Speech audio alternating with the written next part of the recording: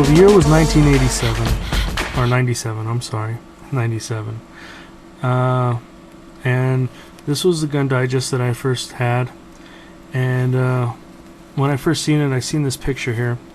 And I thought, oh my god, what a sweet and beautiful looking pistol. The H&K USP. I liked it back then. I like it now. I always thought back then, though, after seeing this book and seeing the price tag on it, I thought to myself, you know what? I'm never going to own one of those. I was in high school, and I was thinking to myself, you know, beautiful gun to have, but I'll never own one. And then I admired it from afar. So finally, now, the present date, I have my own. This is my gun. There are many guns like it, but this one is mine.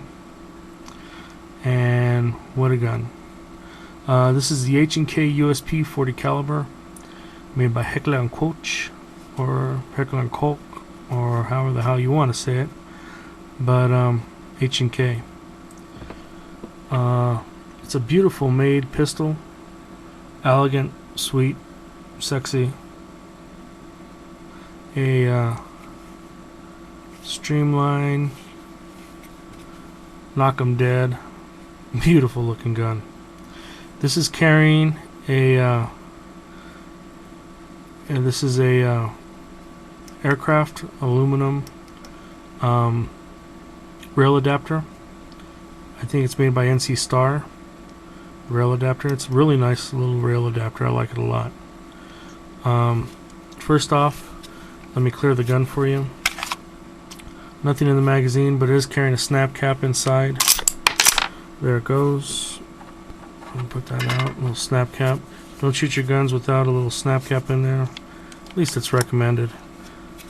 Saves the firing pin. So, but weapon's empty. Its weapon's checked. First off, you have the safety in the back.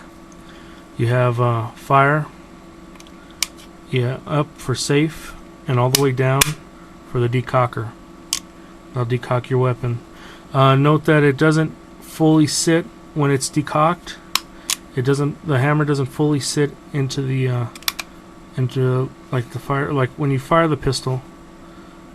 Here, squeeze the hammer. The hammer flies forward, and see how it drops in like that.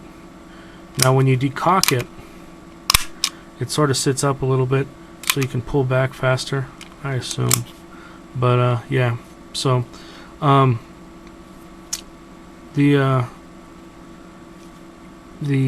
slide release is actually really easily manipulated. It's nice and big. You can operate it really easily with the thumb. You can operate the safety easily with the thumb too. It's easy to pop it off safe and stuff.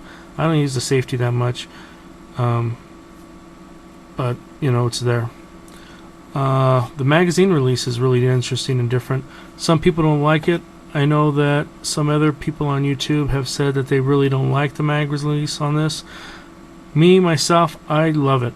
It's a great mag release. You just push down on it. You know, you can use both hands. It's ambidextrous. So whichever hand you have it in, you can definitely use it. It's easy to press. Actually, let me pop that out real quick. Let me show you real fast. Turn it upside down. You see how that just pops right out? And it actually jumped about, I'd say like right about here.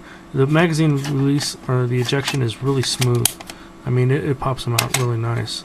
So it actually spits it out. I mean, you know, and I like that about this gun. I mean, that's a great, you don't have to I don't know, it's really smooth. I like though that it's on both sides. I can operate it with both hands. I do shoot right and left-handed, better with my right though, but so it's easy to manipulate. It's really great. The light itself has it's not an expensive light. This is actually a really cheap light, or cheaper light. What I did was I modified it though. I added, the regular light before it had a push switch on both sides. I took that out and I soldered in a pressure switch. and mounted it underneath, right where the magazine well is, right below it, right next to it. So there's no, it's right where my pinky goes, and I can operate the light with my pinky just by pressing softly. I like that a lot better because the magazine well, or the trigger guard, on the H&Ks are very long and extended due to the fact you can wear gloves and stuff, and you can operate the trigger easily. So that makes it, for my little hands, my hands, it just seems like they're small, and they can operate the light without having to extend the grip and shifting my hand a lot.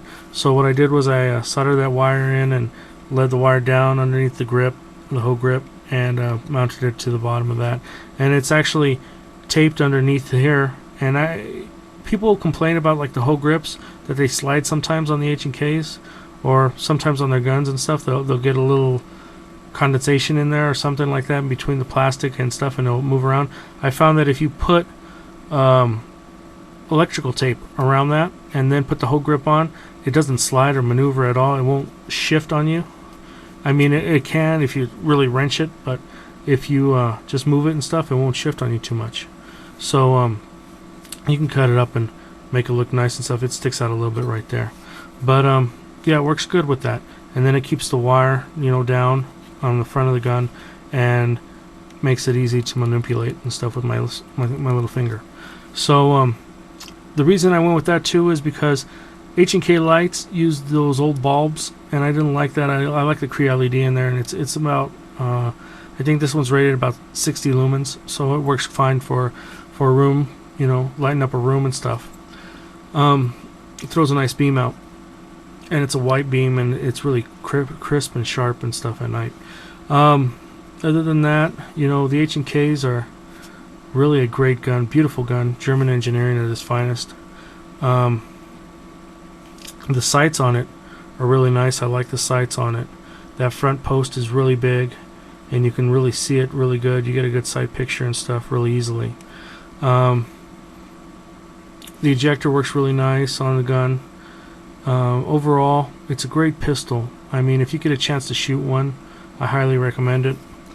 It's a little heavy compared to some of the newer ones, but H&K made a very nice gun with the USP. I really like it a lot. So that's the introduction to my H&K USP. Maybe I'll do a quick breakdown video and stuff.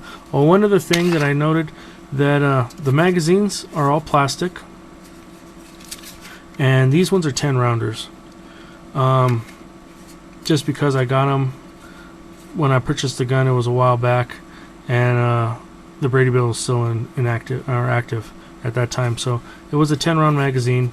It's alright. It's not bad. I got like 5 of them, so I'm not really worried about that. But that's the one thing that I hate about these, is that they are 10-round magazines and stuff. But hey, it's alright. H&K magazines are a little expensive compared to others, but that's just the nature of the gun, I guess. But that's the introduction to my H&K USP. Hope you liked the video, and please subscribe and look for some more videos to come. And damn, isn't that a beautiful pistol? It's a piece of art. So thank you, and please subscribe and look for some more videos to come.